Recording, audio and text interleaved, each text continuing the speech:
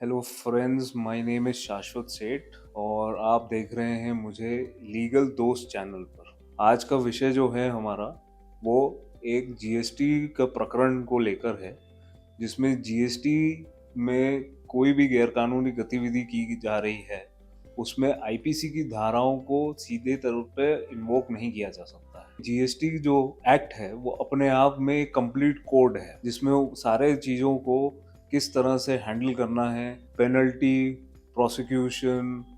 और इंटरेस्ट जो भी लगाना है जीएसटी की अथॉरिटीज को, उसके लिए एक एक प्रावधान दिया गया है।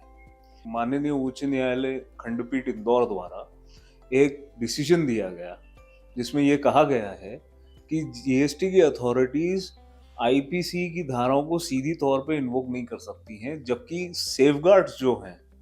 जो बचाव एसएससीज को दिया गया है जीएसटी के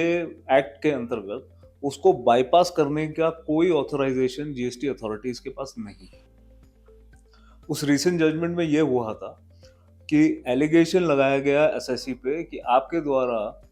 फर्जी तौर पर इनवॉइसेस प्रिपेयर करके उनके द्वारा आप ITC, input tax credit, claim कर रहे थे, जो कि सरकार और शासन को नुकसान पहुंचा रहा। इसके अंतर्गत उनके द्वारा एक कंप्लेंट दी गई प्रोसिक्यूशन को। उस कंप्लेंट पर प्रोसिक्यूशन द्वारा एक एफआईआर दर्ज की गई जो कि आईपीसी की ही धाराओं में थी। माननीय उच्च न्यायालय के समक्ष जब ये प्रकरण प्रस्तुत किया गया तो माननीय उच्च न्यायालय द्वारा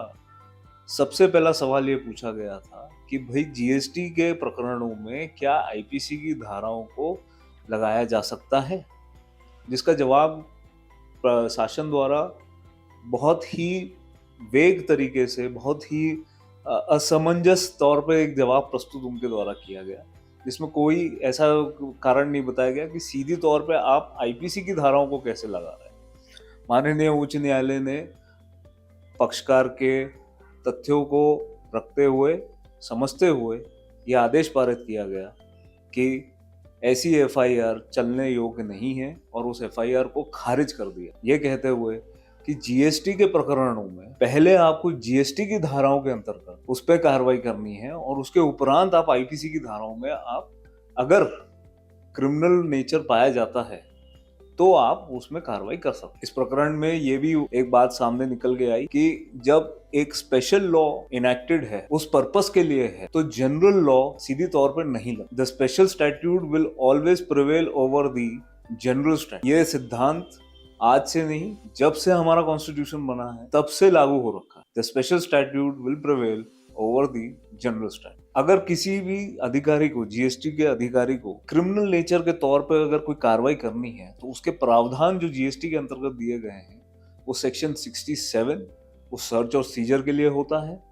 सेक्शन 122 वो पेनल्टीज के लिए होता है और सेक्शन 132 उसमें आप प्रोसिक्यूशन की जो कार्रवाई की जा सकती वो करने का अधिकार। इसके उपरांत सेक्शन 69 में जीएसटी के कमिश्नर के पास एक पावर है कि अगर उसे लगता है कि कोई भी क्रिमिनल एक्टिविटी की जा रही है तो वो उसमें अरेस्ट करने की उसके पास पावर है। ये सिद्धांत भी एक इस आदेश से समझ में आया है कि प्रीवियस सैंक्शन लिए बिना कमिश्नर के कोई भी क्रिमिनल ऑफेंस को लॉन्च करना या रजिस्टर करना अनिवार्य नहीं है। आपको पहले सैंक्शन लेना पड़ेगा कमिश्नर से, जीएसटी के कमिश्नर से, और उसके बाद आप इसमें आगे कार्रवाई कर सकते हैं। क्योंकि कमिश्नर के पास ये पूरे पावर्स हैं जो सेक्शन 69 में दिए गए हैं अरेस्ट करने के, जो पैरामेट्री हैं यानी कि समानांतर हैं टू दी सीआरपीसी। ऐसी परिस्थिति में अगर कोई जीएसटी अथॉरिटी के द्वारा क्रिमिनल कंप्लेंट अगर रजिस्टर करनी है तो वो रजिस्टर करने के लिए उनको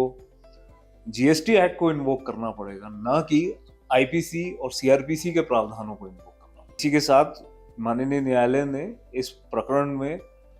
जो पक्षकार था उसके फेवर में आदेश पारित किया और